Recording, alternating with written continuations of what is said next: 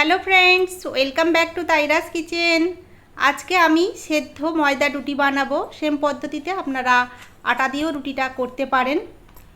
এইভাবে রুটিটা বানালে দীর্ঘ সময় রুটিটা সফট থাকবে আর প্রতিটা রুটি একদম ফুলকো হবে। এই ভিডিওর মধ্যে আমি রুটিটা বানানোর জন্য জলের পরিমাণটাও আমি ঠিকঠাক বলে দেব। চলুন তাহলে এই রুটির রেসিপিটা একবার দেখে নিই। রুটিটা বানানোর জন্য একটা প্যানের মধ্যে আমি 1 কাপ জল নিচ্ছি। 1 কাপ ময়দা দিয়ে আমি রুটিটা বানাবো, সেই জন্য 1 কাপ জল লাগবে। তবে জলটা ফুটে কমে যাবে, সেই জন্য আরও 3 টেবিল চামচ জল দিয়ে দিলাম। সাথে দিয়ে দিচ্ছি স্বাদ মতো লবণ আর দিচ্ছি 1 চা চামচ সাদা তেল। তেলটা দেওয়ার কারণে রুটিটা অনেক সফট হবে। এবার ফোটা পর্যন্ত অপেক্ষা করব। দেখুন জলটা ফুটে গেছে। এবার জলটা আমি চামচ দিয়ে এইভাবে নাড়িয়ে দিচ্ছি। নাড়িয়ে দিয়ে দিচ্ছি 1 কাপ ময়দা।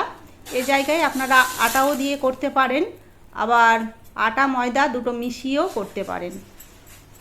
এবার গ্যাসের ফ্লেমটা কমিয়ে দিয়ে খুব ভালোভাবে এটাকে নাড়িয়ে একটা ডো বানিয়ে নিতে হবে।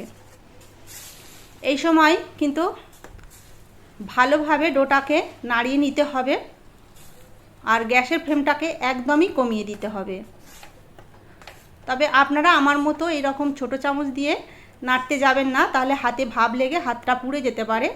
আমার হাতের কাছে চামচটা ছিল, ছোটো চামচটা, সেটা দিয়েই আমি করে নিয়েছি। আপনারা কোনো বড় চামচ বা কাঠের কোনো হাতল দিয়ে এইটাকে নাড়িয়ে এই খামিরটা তৈরি করে নেবেন। তো দেখুন আমি গ্যাসের ফ্লেমটা অফ করে দিয়েছি আর ডোটা এইভাবে নেড়ে চেড়ে আমি বানিয়ে নিয়েছি।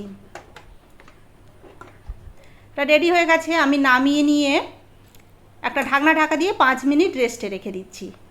5 মিনিট পর দেখুন হালকা গরম আছে আর এরকম হালকা গরম অবস্থায় কিন্তু এটাকে মেখে নিতে হবে।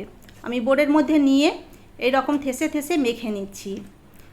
খুব ভালোভাবে থেসে থেসে মেখে নিতে হবে।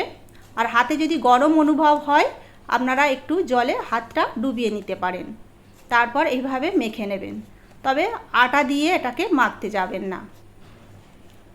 দেখুন ডোটা যত ভালো মাখা হবে ততই কিন্তু রুটিটা ভালো হবে আর বেলাটাও খুবই ভালো হবে আর প্রতিটা রুটি তবে ফুলকো হবে।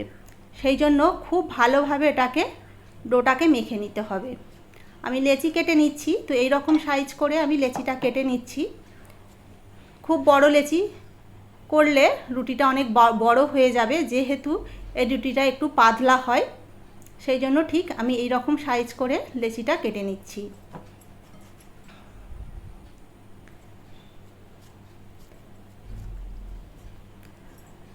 দেখুন সবকটা লেচি আমার কাটা হয়ে গেছে। এবার একটা লেচি নিয়ে বাকিগুলো আমি ঢেকে রেখে দিচ্ছি। প্রতিটা রুটি বানানোর জন্য লেচি যখনই নেবেন একটা করে নিয়ে বাকিটা কিন্তু ঢেকে রেখে দেবেন, না হলে কিন্তু ওই লেচিগুলো ড্রাই হয়ে যাবে। আর একটা লেচি নিয়ে আমি এইভাবে আবারও ভালোভাবে থেসে মেখে নিয়ে ডোটা বানিয়ে নিয়েছি আর একটু ময়দা ছড়িয়ে বেলে নিচ্ছি।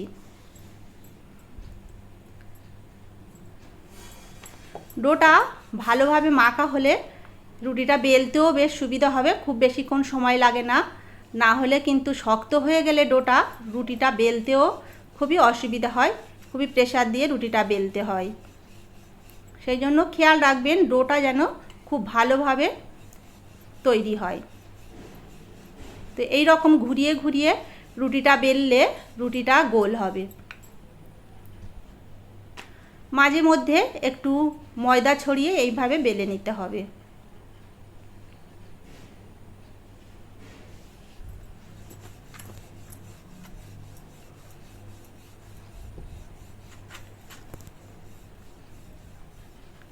দেখুন রুটিটা বেলা হয়ে গেছে আর ঠিক এই রকম পাতলা করে আমি রুটিটা বেলে নিয়েছি।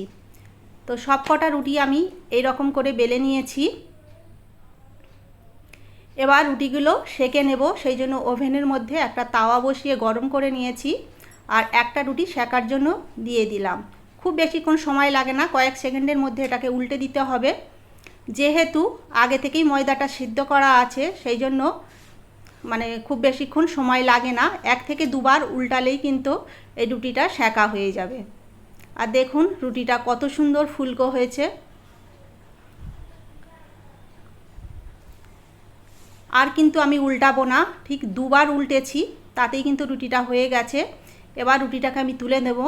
আর এই রকম সাদা সাদাই হয় এই রুটিগুলো, আর খুব বেশিক্ষণ উল্টালে কিন্তু রুটিটা শক্ত হয়ে যাবে। এবার রুটিটা তুলে নিলাম।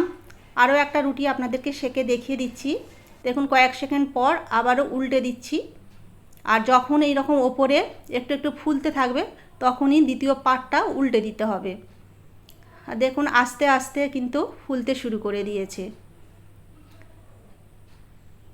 এটাও দেখুন কি সুন্দর ফুলছে। প্রতিটা রুটি বিশ্বাস করুন ফুলেছে। সবগুলো রুটি দেখাতে গেলে ভিডিওটা আমার অনেক বড় হয়ে যাবে, সেই জন্য দুটো রুটি সেঁকে আপনাদেরকে দেখালাম। দেখুন এই রুটিটাও হয়ে গেছে, এটাও আমি তুলে নিচ্ছি। তো সব কটা রুটি সেঁকে নিয়েছি। তারপরে আমি একটা প্লেটে এটাকে সাজিয়ে নিচ্ছি। কত অসাধারণ হয়েছে। আর প্রতিটা রুটি কিন্তু একদম নরম তুলতুলে হয়েছে। এই রুটিটা আপনারা যতদিনই রাখবেন ততদিনই এই রকম নরম এবং সফট হবে থাকবে। আপনি একটা রুটির জায়গায় 3-4টে খেয়ে নেবেন, এটা যেন মুখের মধ্যে দিলেই মুখের মধ্যে মিলিয়ে যায়, এরকম একটা ব্যাপার ফিল হয়। তো আপনারা এটা যে কোনো ভাজা কিংবা সুজি সিমাইয়ের পায়েস কিংবা মাংস বা সবজির সঙ্গে এটা খেতে পারেন, অসাধারণ লাগে। যদি ভিডিওটা ভালো লাগে বাড়িতে একবার ট্রাই করে দেখতে পারেন, আশা করছি ভালো লাগবে। আর ভিডিওটা ভালো লাগলে প্লিজ লাইক, শেয়ার এবং চ্যানেলটা অবশ্যই সাবস্ক্রাইব করে রাখবেন। আর ভিডিওটা কেমন লাগলো কমেন্ট করে জানাবেন। তাহলে ভিডিওটা আজকের মতো এখানেই শেষ করছি। আবার দেখা হয়ে যাবে অন্য একটা নতুন ভিডিও নিয়ে। আপনারা খুব ভালো থাকবেন, সুস্থ থাকবেন, সাবধানে থাকবেন।